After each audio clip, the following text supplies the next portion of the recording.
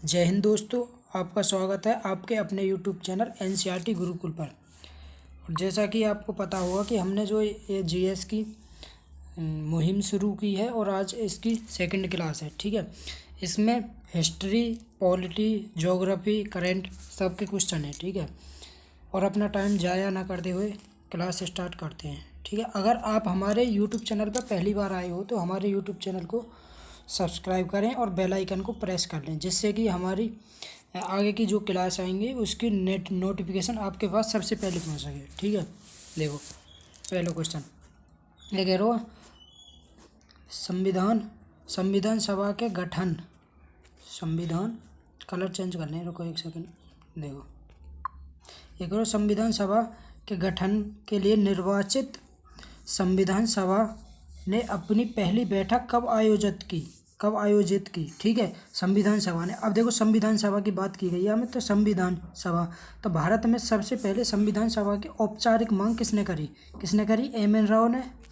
M.N.. Roy. ठीक है, M.N.. Roy ने। और कब करी ये मांग? 1934 में। औपचारिक रूप से 1934 में करी किसने? एम.एन. रॉय ने। ठीक है, अगर विश्व स्तर पे पूछी जावे, बगैर विश्व स्तर पे सबसे पहले मांग कौन ने करी? सर हेनरी मैन ने। सर हेनरी मैन ने। ठीक है, विश्व स्तर पर करने किसने करी? सर हेनरी मैन ने। ठीक है, अब देखो संविधान सभा ने अपनी पहली बैठक कब आयोजित करी? 9 दिसंबर 1946। Option number A right answer है। ठीक है, कब करी? 9 दिसंबर 1946। और 9 दिसंबर 1946 में इसके अस्थायी अध्यक्ष कौन है? सच्चिदानंद सिन्हा। ठीक है, अस्थायी अध्यक्ष किसे बनाया गया है? सच्चिदानंद सिन्हा, जो सबसे बुजुर्ग है संविधान सभा में। ये जब बैठक है रही तो इसमें सबसे बुजुर्ग व्यक्ति यही है, तो इन्हें अस्थायी अध्यक्ष बना दिया गया। ठीक है, अब देखो 22 जनवरी 1947 की बात की गई है इसमें। 22 जनवरी 1947 को उद्देश्य प्रस्ताव पास हुआ। उद्देश्य प्रस्ताव। ठीक है, उद्देश्य प्रस्ताव पास हुआ। उद्देश्य प्रस्ताव कब पास हुआ? 22 जनवरी 1947 को।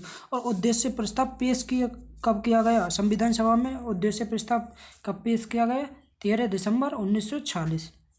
13 दिसंबर 1946। और ये किसने पेश किया? जवाहरलाल नेहरू ने। ठीक है, उद्देश्य प्रस्ताव कब पास किया गया? 22 जनवरी 1947 को। और पेश कब किया गया? 13 दिसंबर 1946 को। ठीक है, अब देखो 15 अगस्त 1947 को हमारा देश आज़ाद है गो। ठीक है, अब 31 अक्टूबर 1947 की बात है। 31 अक्टूबर 1947 विभाजन के बाद, जब भारत पाकिस्तान को विभाजन है तो विभाजन के बाद संविधान सभा का पुनर्गठन किया गया। संविधान सभा का पुनर्गठन। ठीक है, संविधान सभा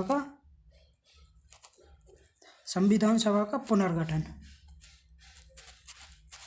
ठीक है, पुनर्गठन कब किया गया? 31 अक्टूबर 1947। अब देखो एक क्वेश्चन से ही हमने कितने क्वेश्चन याद कर ले। ठीक है, एक क्वेश्चन देखो, संविधान सभा की पहली बार मांग औपचारिक रूप से कौन ने करी? एम.एन. राव ने। कब? 1934 में। ठीक है, और विश्व स्तर पर सर हेनरी मैन ने करी। और संविधान सभा की प्रथम बैठक कब हुई? 9 दिसंबर 1947। अध्यक्ष किसे बना गया? सच्चिदानंद सिन्हा को। और 22 जनवरी 1947 को उद्देश्य प्रस्ताव पेश मतलब पास हुआ। और पेश कब किया गया? 13 दिसंबर 1946। किसने करा? जवाहरलाल नेहरू ने। और 15 अगस्त 1947 को हमारा देश आज़ाद हो। और 31 अक्टूबर 1947 को संविधान सभा का पुनर्गठन किया गया। ठीक है, 31 अक्टूबर 1947। ठीक है, नेक्स्ट क्वेश्चन ये कह रहा हूँ, निम्न में से किस संगठन ने सॉलिडेरिटी 2023, अब देखो करंट का क्वेश्चन है, सॉलिडेरिटी 2023 नामक संयुक्त सीमा अभियान चलाने की घोषणा की है? किसने करी है? सार्क ने। किसने करी है? सार्क।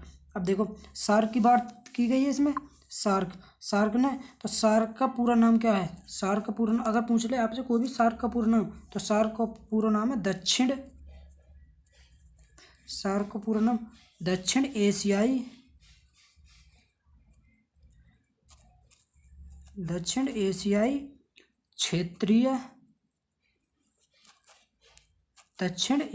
क्षेत्रीय सहयोग संगठन। ठीक है। तो सार्क का पूरा नाम दक्षिण एशियाई सहयोग क्षेत्रीय सहयोग संगठन। अगर पूछ ले सार्क की स्थापना कब हुई, सार्क की स्थापना हुई 8 दिसंबर 1985 को। और 1985 को सार्क की स्थापना कब हुई, 8 दिसंबर 1985 को। और कहाँ पर हुई, ढाका बांग्लादेश में। अगर पूछ ले सार्क का मुख्यालय कहाँ पे है, मुख्यालय कहाँ पे, काठमांडू। मुख्यालय कहाँ पे, काठमांडू। ठीक है, काठमांडू नेपाल में मुख्यालय। और जब सार्क में टोटल देश कितने, टोटल देश हैं सार्क में, कितने देश सदस्य हैं टोटल, 8। कितने देश हैं, 8। अब 8 देश कौन कौन से हैं, जो भारत के पड़ोसी देश हैं वही होंगे भाई।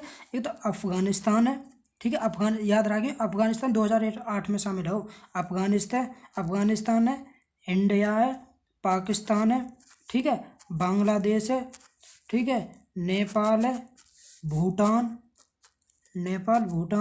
श्रीलंका और मालदीव। ठीक है, मालदीव। तो टोटल कितने देश शामिल हैं सार्क में, 8 देश। ठीक है। अब देखो यूरोपियन संघ का मुख्यालय कहाँ पर, ब्रुसेल्स। ब्रुसेल्स मतलब बेल्जियम। और आसियान का मुख्यालय जकार्ता, इंडोनेशिया। आसियान का मुख्यालय कहाँ पर, जकार्ता, इंडोनेशिया। और संयुक्त राष्ट्र का मुख्यालय कहाँ पर, न्यूयॉर्क, अमेरिका।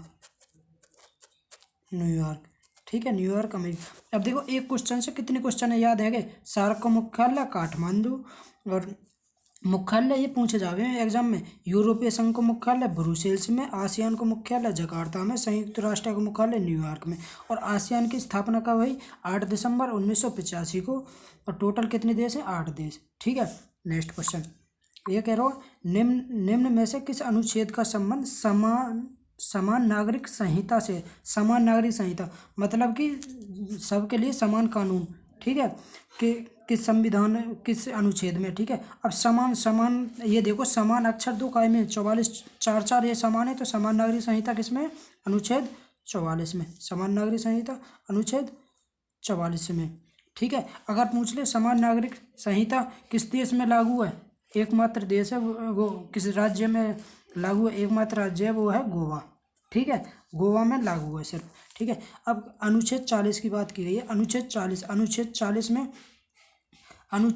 में राज्य है ना, जो राज्य ग्राम पंचायतों का गठन करेगा, राज्य ग्राम पंचायतों का गठन करेगा अनुच्छेद 40 के द्वारा। ठीक है। अनुच्छेद 51 में भारत अंतर्राष्ट्रीय शांति व सुरक्षा को बढ़ावा देगा। अंतर्राष्ट्रीय शांति और सुरक्षा को बढ़ावा देगा अनुच्छेद 51 के द्वारा। ठीक है। अनुच्छेद 52 में भारत का एक राष्ट्रपति होगा। अनुच्छेद 52 में भारत का एक राष्ट्रपति होगा। ठीक है। अब देखो कितने अनुच्छेद याद है गए। अनुच्छेद 44 में समान नागरिक संहिता। ठीक है।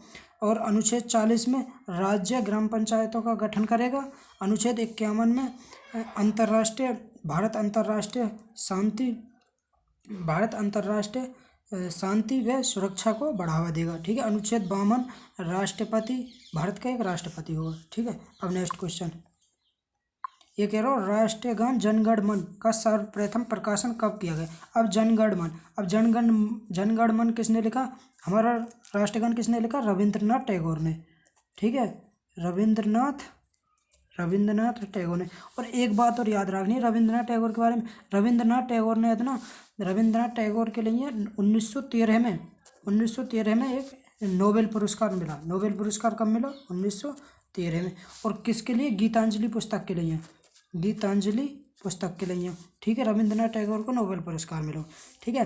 तो सर्वप्रथम प्रकाशन कब किया गया, 1912 में। ठीक है, 1912 में प्रकाशन किया गया। और किसके माध्यम से किया गया, ये पत्रिका कौन सी, वही पत्रिका का क्या नाम है, तत्वबोधिनी पत्रिका। पत्रिका का नाम है जिससे वो प्रकाशन हुई,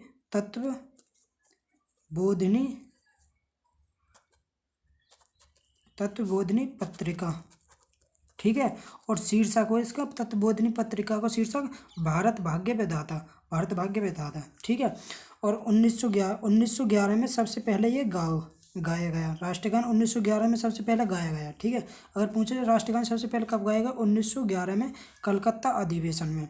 ठीक है, कलकत्ता अधिवेशन में 1911 में गाया गया और प्रकाशन हुआ 1912 में। और 1919 में जनगण मन अंग्रेजी में अनुवाद किया गया। ठीक है, और अंग्रेजी में अनुवाद 1919 में किसने करो? रविंद्रनाथ टैगोर ने ही करो। और किस नाम से? Morning song of India, morning song of India के नाम से। ठीक है, रविंद्रनाथ टैगोर ने अंग्रेजी में अनुवाद। ठीक है, और 2011 में दूरसंचार विभाग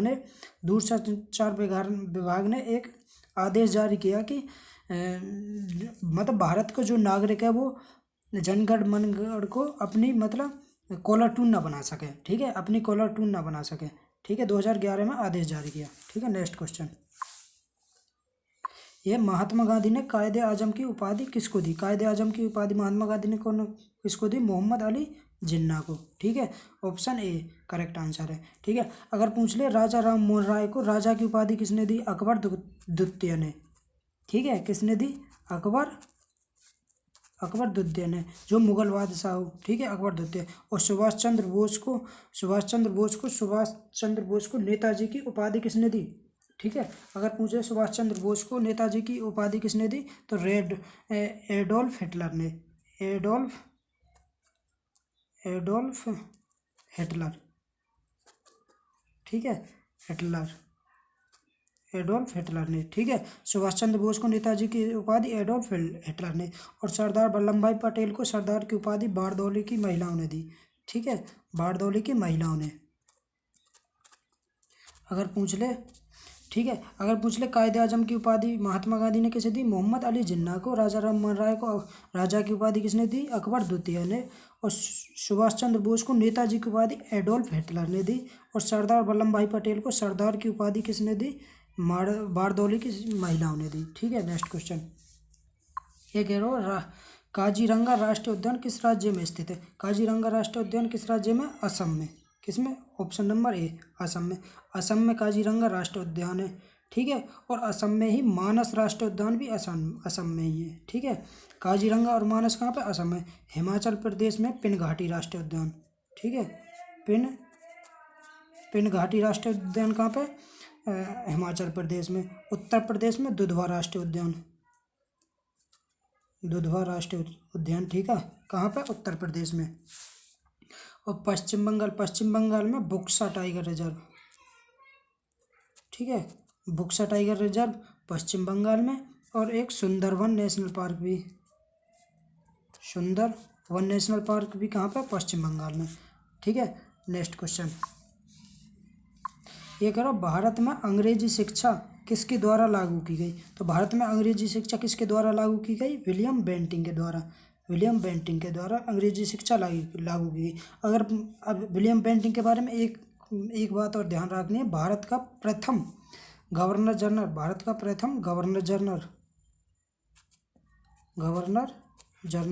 अगर पूछे भारत का प्रथम गवर्नर जनरल कौन हो? William Bentinck. अगर पूछ ले बंगाल का प्रथम गवर्नर जनरल, तो वॉरेन हेस्टिंग्स बंगाल का प्रथम गवर्नर जनरल। ठीक है, कब बनो? 1773 में रेगुलेटिंग एक्ट के द्वारा। ठीक है, 1773 में जो एक्ट आओ उसके द्वारा बनो बंगाल का प्रथम गवर्नर जनरल वॉरेन हेस्टिंग। और लॉर्ड रिपन के बारे में एक बात ध्यान रखनी है, इसे हम भारत का उद्धारक भी बोलें, भारत का उद्धारक। ठीक है, भारत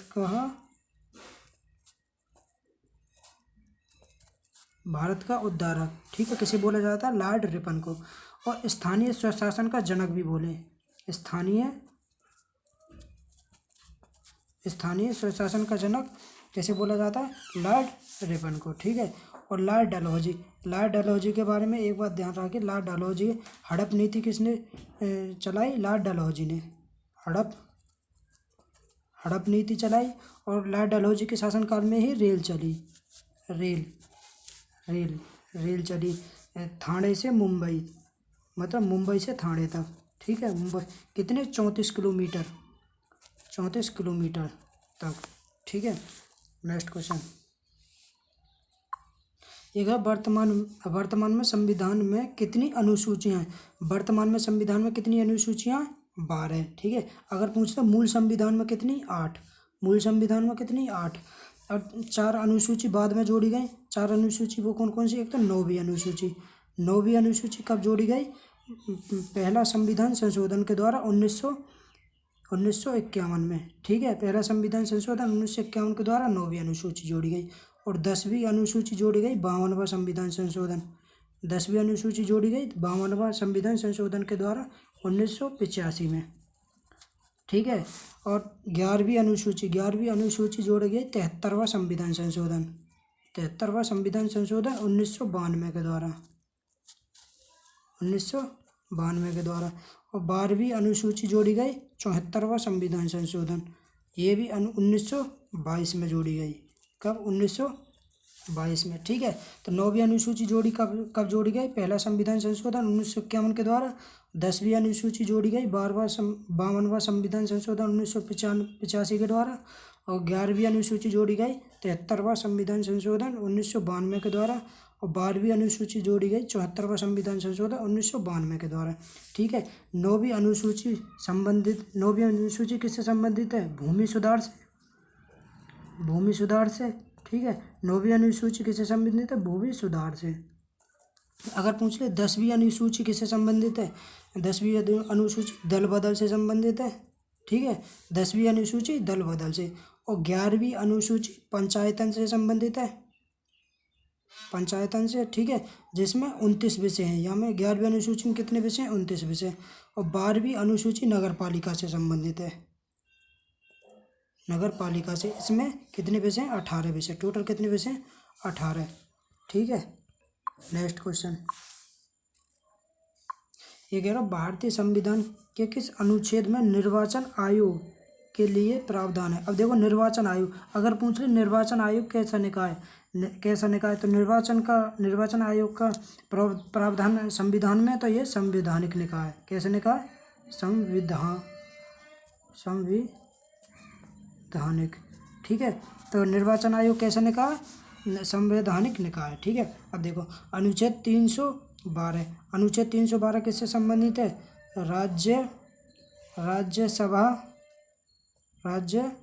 राज्यसभा अखिल भारतीय सेवाओं का सृजन करेगी।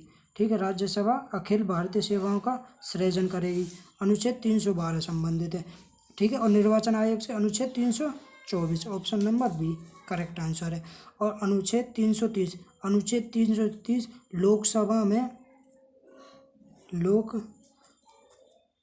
लोकसभा में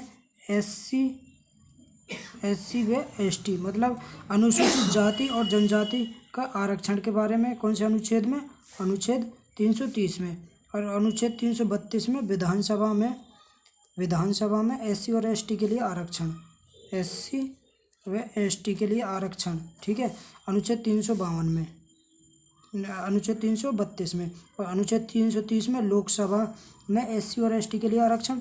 अनुच्छेद 324 में निर्वाचन आयोग। और अनुच्छेद 312 में राज्यसभा अखिल भारतीय सेवाओं का सृजन करेगी।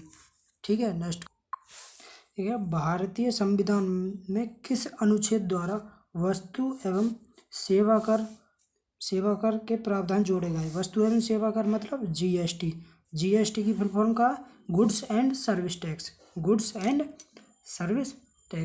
जीएसटी की फुल फॉर्म है गुड्स एंड सर्विस टैक्स। ठीक है। तो सेवा कर के प्रावधान किस अनुच्छेद में अनुच्छेद नंबर 101 में। अनुच्छेद नंबर 101 में। और 100वें अनुच्छेद में भारत और बांग्लादेश के बीच सीमा विवाद। भारत और बांग्लादेश के बीच सीमा विवाद किस अनुच्छेद में अनुच्छेद नंबर 100 में। और 103 में ईडब्ल्यूएस मतलब 10% आरक्षण के लिए। और 104वां संविधान राजनीतिक आरक्षण। ठीक है। राजनीतिक आरक्षण। ठीक है। नेक्स्ट क्वेश्चन ये कह रहा कबड्डी खेल के लिए एक पक्ष में कितने खिलाड़ी होते हैं। कबड्डी खेल के एक पक्ष में कितने हों 7 खिलाड़ी। ठीक है। और 9 खिलाड़ी काय में हो खो खो में कितने हों 9 खिलाड़ी। और 15 खिलाड़ी किस में हो रग्बी फुटबॉल में।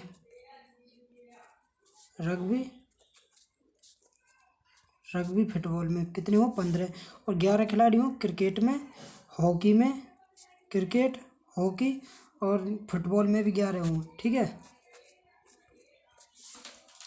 नेक्स्ट क्वेश्चन,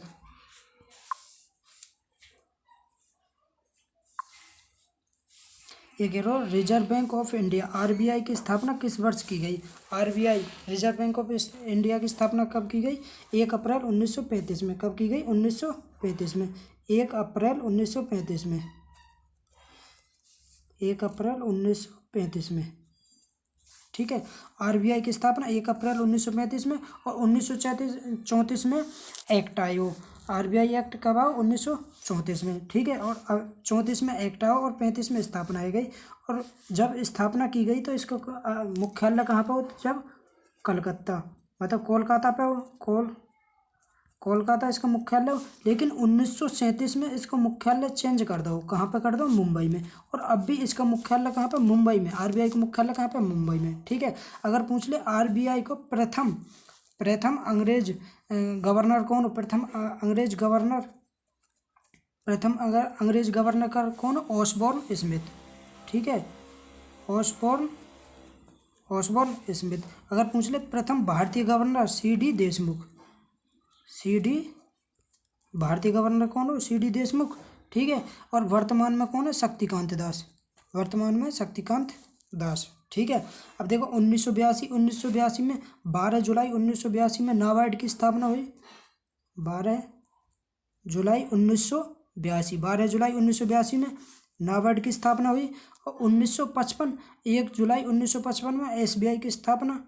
1 जुलाई 1955 में एसबीआई की स्थापना, ठीक है। स्टेट बैंक ऑफ इंडिया की स्थापना, SBI state bank of India, ठीक है। और 1908 में बैंक ऑफ बड़ौदा की स्थापना, ठीक है। बैंक ऑफ बड़ौदा की स्थापना, ठीक है। अब देखो एक क्वेश्चन से कितने याद है गया हमें। आरबीआई की स्थापना कब हुई, 1 अप्रैल 1935 में। एक्ट 1934 को। मुख्यालय कहाँ पे, अब वर्तमान में मुंबई। और 1935 में जब स्थापना हुई तब वो कोलकाता, ठीक है। आरबीआई के प्रथम गवर्नर अंग्रेज गवर्नर ऑसबोर्न स्मिथ, और भारतीय गवर्नर सीडी देशमुख, वर्तमान में शक्तिकांत दास, ठीक है। और 1982 में 12 जुलाई 1982 में नाबार्ड की स्थापना हुई।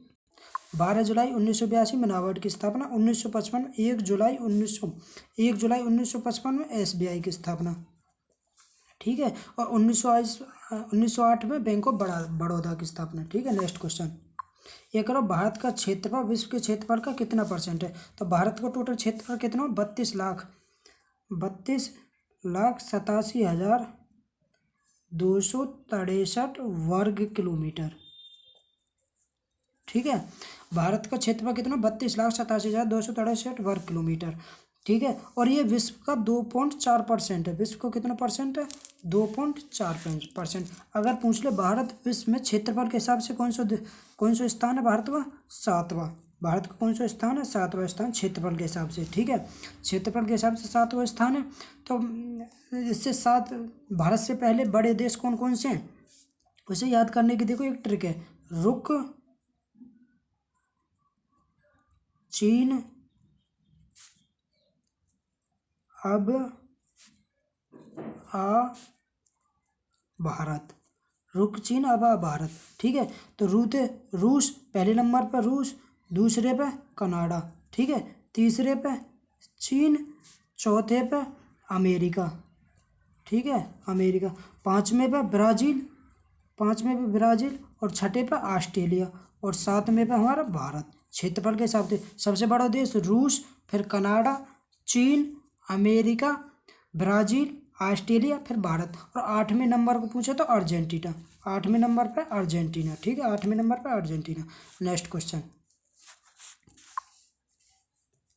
ये कह रहा हूँ भारत की पूर्व से पश्चिम तक की लंबाई। अब देखो भारत की पूर्व से पश्चिम तक की लंबाई, मान लो ये भारत है, तो यहाँ से और यहाँ तक पूर्व मतलब पूर्व से पश्चिम तक की लंबाई कितनी है भारत की, तो कितनी है,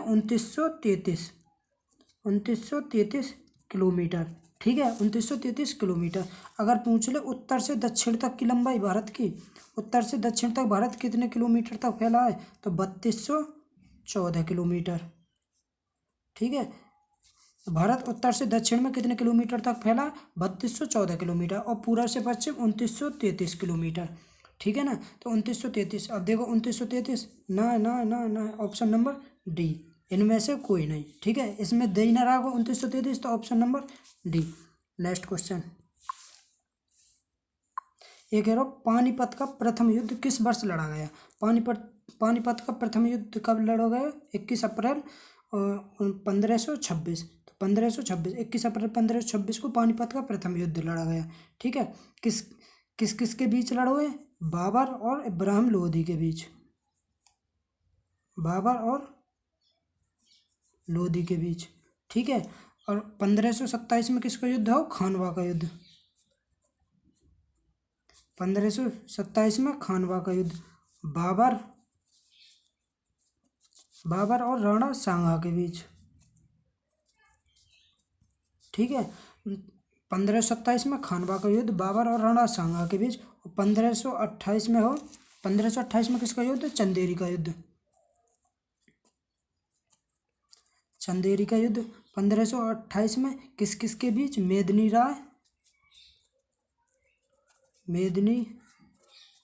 रॉय और बाबर के बीच। ठीक है, मेदिनी रॉय और बाबर के बीच चंदेरी का युद्ध। ठीक है, और 1529 में हो घाघरा का युद्ध। घाघरा का युद्ध किस किस के बीच? शेरशाह सूरी और बाबर के बीच। ठीक है, शेरशाह सूरी और बाबर के बीच।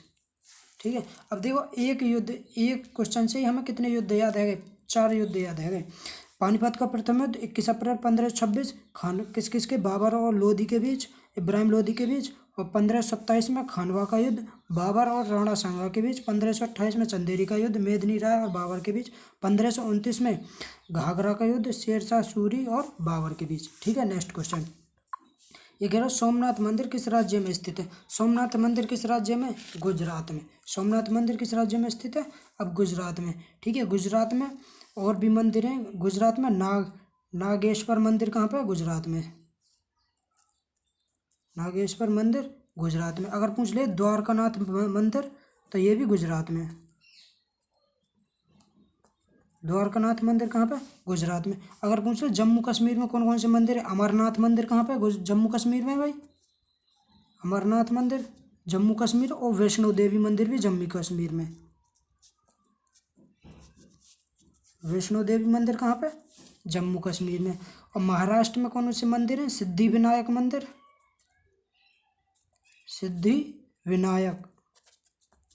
सिद्धिविनायक मंदिर कहाँ पे? महाराष्ट्र में। और एक साईं बाबा मंदिर भी महाराष्ट्र में। अगर पूछ ले साईं बाबा मंदिर कहाँ पे? महाराष्ट्र में। अगर पूछ ले कोई महाबलीपुरम मंदिर कहाँ पे? तमिलनाडु में। महाबलीपुरम मंदिर कहाँ पे? तमिलनाडु में। और रंगनाथ स्वामी मंदिर भी तमिलनाडु में। गुजरात में कौन कौन से मंदिर?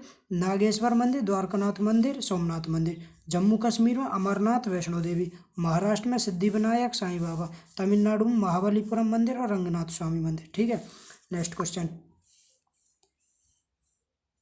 ये कह रहा हूँ चौथे पैरा एशियाई खेलों में भारत ने कुल कितने पदक जीते? अब देखो करंट को क्वेश्चन आगो, तो चौथे पैरा एशियाई गेम में भारत ने टोटल कितने पदक जीते? 111। टोटल 111 पदक, जिसमें 29 तो गोल्ड जीते भाई, 29 गोल्ड। ठीक है, और 31 सिल्वर,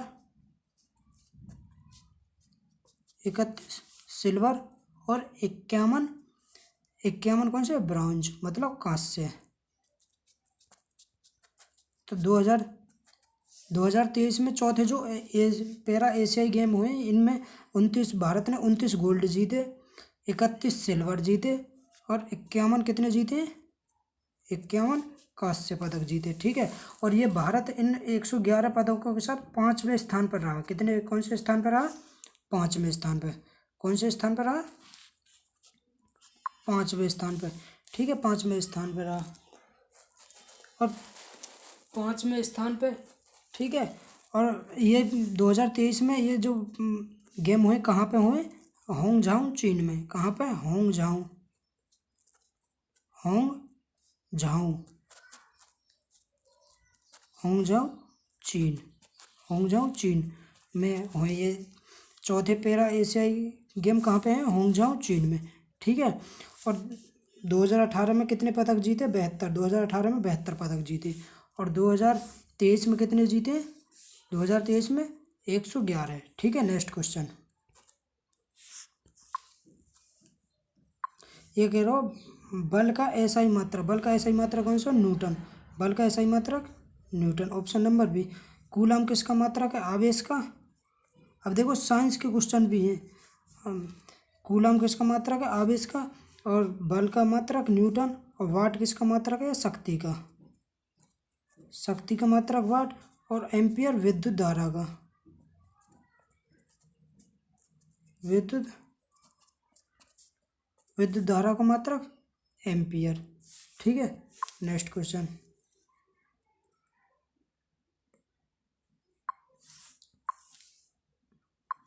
ठीक है। ये कह रहा पत्तियों में मौजूद हरा रंग, पत्तियों में मौजूद हरा रंग किस नाम से जाना जाता है? पत्तियों में मौजूद हरा रंग किस नाम से जाना जाता है? क्लोरोफिल के नाम से। किसके नाम से? क्लोरोफिल के नाम। अब देखो जाइलम, जाइलम की बात हुई है तो जाइलम, जाइलम जो हुआ ये जड़ों से, मतलब पौधे की जो जड़ें हो ना उससे जल, जल और खनिज, जल और खनिज, जल और खनिज, जल और खनिज को लेकर जा पत्तिन तक। कौन? जाइलम, ठीक है। और एक रही है फिलोयम, ठीक है। फिलोयम, फिलोयम, फिलोयम का कार्य रही है, फिलोयम ऊतक का कार्य रही है जो प्रकाश संश्लेषण के द्वारा पत्तिन में जो खानों बने ना, वो खानों मतलब खानों बने कार्बनिक यौगिकन है ना, और दूसरे मतलब दूसरे पार्ट तक लेके जा पौधन के में, ठीक है। फिलोयम, ठीक है। हमारे क्वेश्चन कंप्लीट है दोस्तों। अगर वीडियो अच्छी लगी हो तो वीडियो को लाइक करें, शेयर करें और कमेंट करें, ठीक है। और हमारे यूट्यूब चैनल को सब्सक्राइब कर लें, ठीक है। Best of luck.